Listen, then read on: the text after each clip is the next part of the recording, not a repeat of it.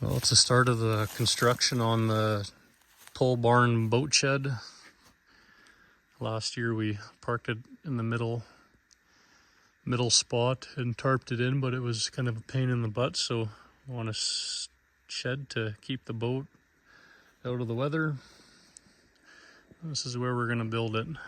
We're going to leave a lawnmower's width between the two buildings, and the outside measurements will be 20 feet wide by 36 feet long and a 2-foot overhang on the front and back, as well as out each side.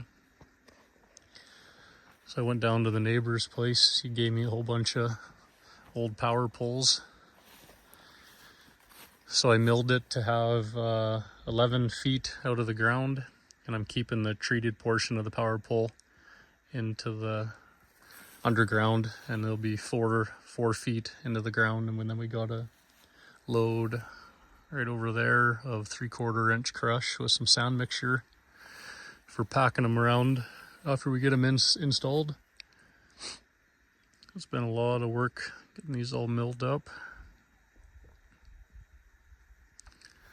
And then Dushka used a oil kind of gasoline mixture there to kind of add some more treat to it, even though it's already pressure treated. Should help it last a fair bit longer. I got all the vertical posts done today, and then I started to mill the top wall plates, I guess you could call it.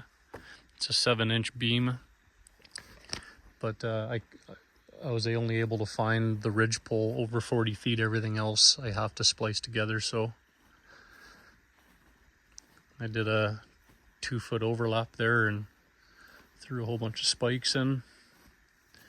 And then just to transport this beam, I'll throw two 2x6s, and I'll strap it along there so it doesn't want to flex down and chance breaking anything until I am able to hoist it up. So I got one more of these to build, and then I got 2 more 20-footers to mill, and then that's it for the top portion of the pole barn. And I got this big long 40-footer here that I'll probably be only able to do a 6-inch beam. Get that one milled up, and that'll be the top portion of it. A couple cross braces, and be ready for putting some 2x4 strapping on and a tin roof. Tin is supposed to be in Wednesday. That's the first half of it, and then tomorrow we're getting an 18-inch auger and hopefully going to get all these things stood up. Well, that's a start to another morning. Unfortunately, I don't do any videoing during the day just because I'm trying to get so much work done and there's so much stuff happening that, it's hard to give like a play-by-play of all the steps between the augering to standing them up to leveling them. And so yeah, this is the end result from yesterday's work. We rented the auger bit, and we got all the holes pre-drilled. Every time I get an auger full, I'd pack it back to this pile, dump it out, trying to contain the mess as much as you can. And all the holes were actually really good as far as being easy to drill, except for these 3 holes right here. And I realized that I had the snow machine skimmers upside down here and here, covering it up so it would have been in the shade. So this one hole I was only able to get about a little over 3 feet deep because we had a really heavy frozen patch of clay down there. And these ones here, I got them to 4 feet. We just had to work a little bit harder at it.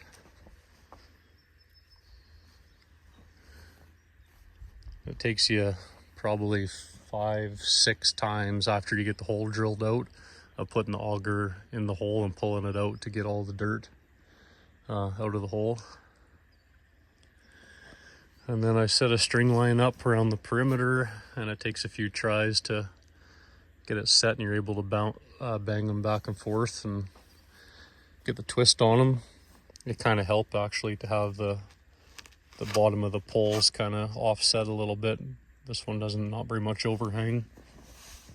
You come around to this side and there's about 2 inches overhang right here, so depending on how your hole is, if it's not perfect, you can kind of rotate the log to get it centered in the hole the best you can. So today's goal is to get the rest of the logs stood up, and I'd like to cut them all to height, and I'd like to put, I got to make one more of these 40-foot beams, and I got to make 2 20s, and then put them all up top around the whole top of the walls. And if I can get that done, I'll be happy with today's work. And poles look pretty small laying on the ground, but when you get them stood up, wow, it really starts to take shape and you realize how high they actually are.